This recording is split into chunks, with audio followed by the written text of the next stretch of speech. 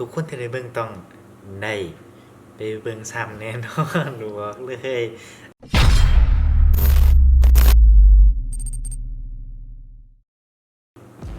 นอกก็ขอกราบสวัสดีทุกท่านวันนี้กับพบกันเลยในรายการ JBD Reaction นะครับที่มา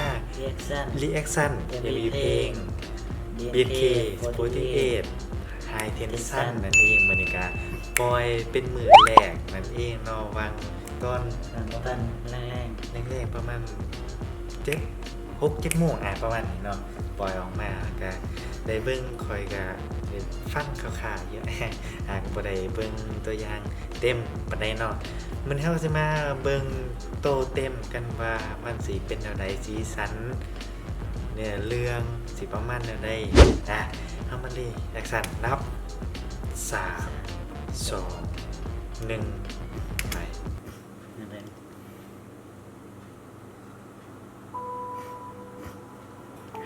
ปื้มพี่ปื้มทีมงานบอสกิรติมันบูมทลิตเนี่ยก็มาเยือนยูทูบเบอร์คืออะไรเนี่ยบุฟเฟ่ดมดำดอดดม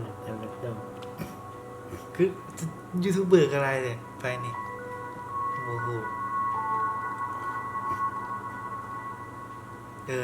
เซนเตอร์กับเป็นน้ำหนึ่งเนาะน้ำหนึ่งมาเป็นเซนเตอร์บีเดสกายูทูบเบอร์ปื้มตึง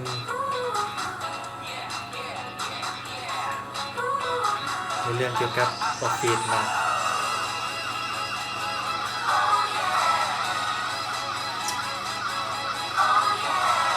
สดใสนะสดใส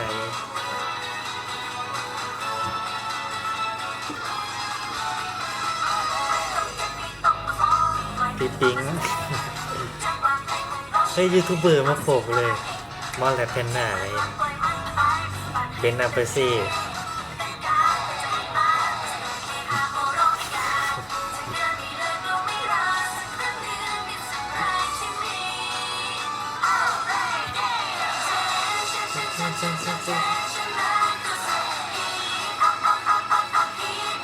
เป็นสาวออฟฟิศเลย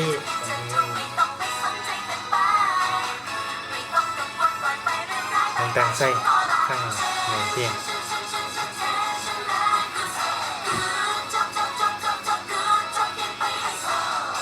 น้ำใส่ติดว่าหนึ่งใส่ติดเซมเบอร์สื่อ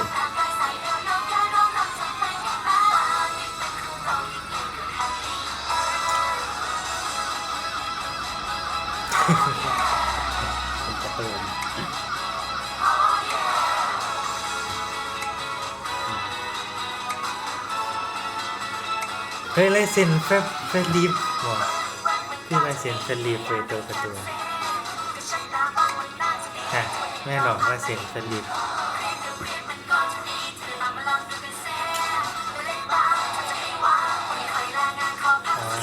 คิวเทลป่ะกับสร้างวิญญาณ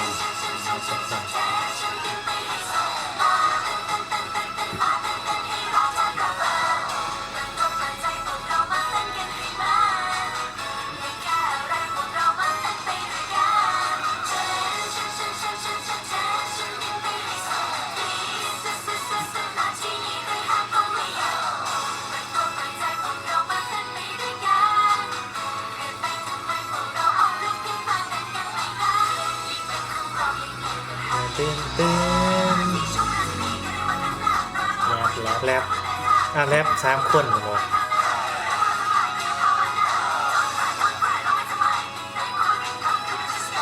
เปลี่ยนกันแล้ว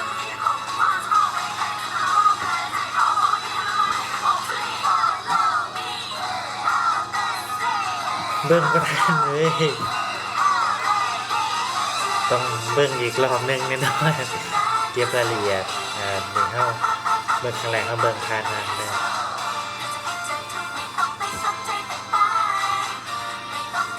เจนิสบ่เห็นโดนหรอกบ่ไปติดโดนจังซี่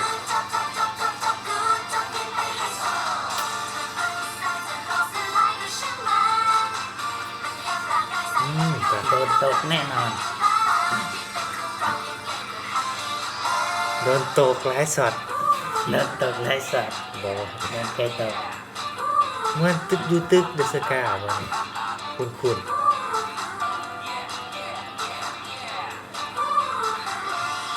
มีสตูดิโอเดอะสกาคาเทนซัน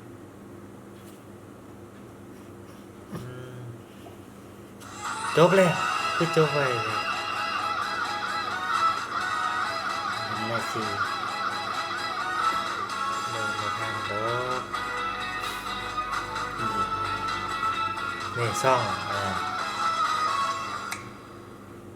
โอเคเนาะก็จบไปแล้วสำหรับการเรียกสั้น MV เพลง High Tension ของวง BNK เนาะก็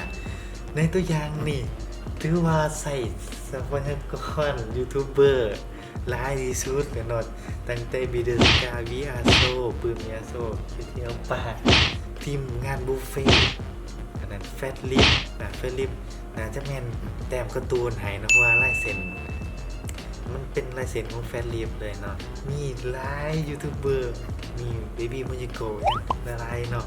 ถือว่าใส่ทรัพยากรยูทูบเบอร์หลายอีหลีจากเอมี่ตัวนี้ถือว่าจบไว้เนาะจบไว้4 นาทีบ่คือกับของ MNL มัน7 นาทีบ่มันก็เลยกระจายบทบ่คอยทั่วปานนั้นเนาะเฮาสิได้เบิ่งปุ๊บเนาะมันตัดภาพไว้นะครับเฮาบ่สามารถจ้องเมมเบอร์โพสซีของเฮาที่เฮามักได้ด้นมันสิตัดปุ๊บไปเลยเนาะเพราะว่ามีหน้าที่สั้นนั่นเอง4 นาทีเฮาก็จำเป็นนะเนาะก็ต้องย่ำภาพเพราะว่ามัน4 นาทีเพียงมัน4 นาทีเนาะก็ต้องกระจายบทให้มันทั่วMVตัวนี้บอกเลยว่าเบิ่งเทื่อเดียวบ่ได้ต้องกลับไปเบิ่งอีกรอบหนึงเพื่อเบิ่งเมมเบอร์ของเฮาโปรซีของเฮาที่เฮามากนั่นเองเนาะโอเคเนาะสำหรับวันนี้ก็ต้องขอ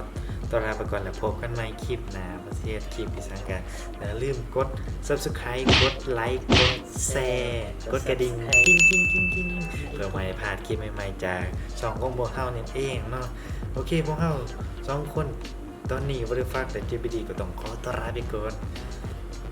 สบายดีบ๊ายบายไปละ